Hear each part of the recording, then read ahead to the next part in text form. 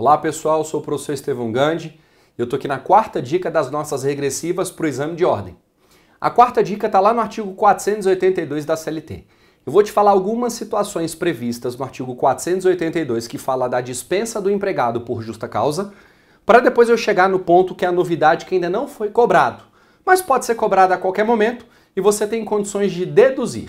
Veja, uma das hipóteses que o empregador pode mandar o empregado embora por justa causa é a prática do ato de improbidade. Quem pratica ato de improbidade pratica um ato de desonestidade, e eu vou te dar exemplos.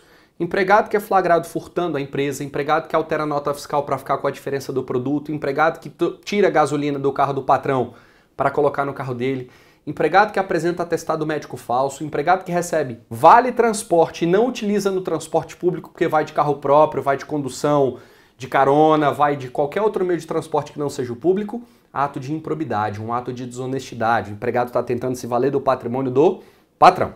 Esse é o primeiro. O segundo é a incontinência de conduta. Quando a gente bate continência, nós temos aqui uma forma de respeito, de hierarquia, tá? A incontinência é o desrespeito, mas é o desrespeito relacionado à vida sexual do indivíduo. Então é o desregramento da vida sexual do indivíduo. Veja, assédio sexual, conteúdo pornográfico no ambiente de trabalho, e-mails com conteúdos pornográficos e etc.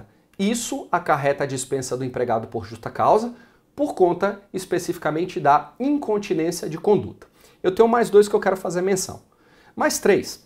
Desídia é o empregado preguiçoso, descompromissado, que não está preocupado com a estrutura da empresa e não está preocupado em executar o serviço. Fica enrolando para fazer as coisas, fica acessando o WhatsApp constantemente, Facebook, redes sociais, chega atrasado, falta de forma injustificada. São alguns exemplos. Como é que o examinador normalmente cobra isso? Ele pede para você fazer um enquadramento diante da conduta que ele apresentar, beleza? Tem mais outros dois. Insubordinação. Se um dos requisitos para ser considerado empregado é que o empregado tem que estar subordinado, ou seja, sob as ordens do empregador, o insubordinado é aquele que desobedece uma ordem dada diretamente pelo empregador. Então veja, na insubordinação é a desobediência a uma ordem dada diretamente pelo empregador ao empregado.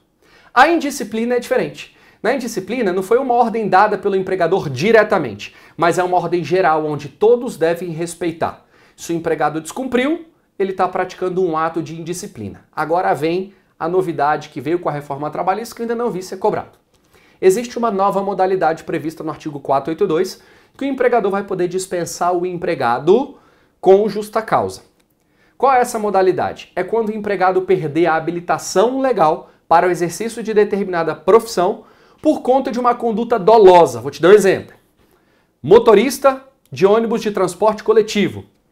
Se por um acaso, no final de semana, ele não estava trabalhando, mas ele foi flagrado embriagado dirigindo um carro, numa blitz da lei seca, por exemplo, se ele perder a habilitação em decorrência disso, ele pode ser mandado embora por justa causa. Aí você pode até pensar assim, mas a conduta dele foi culposa. Não, a conduta dele foi dolosa porque ele bebeu. E ninguém bebe se simplesmente, como regra, você não pegar o copo e colocar na sua boca. Ah, não, eu bebi forçado. Não existe isso, tudo bem? Então vou te dar um outro exemplo. Imagine um médico que é um cirurgião plástico muito famoso.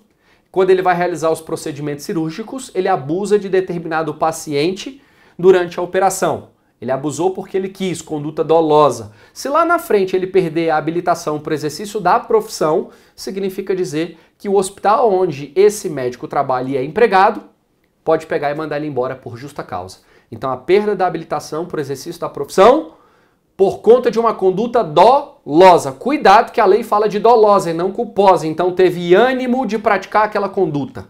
Belezinha?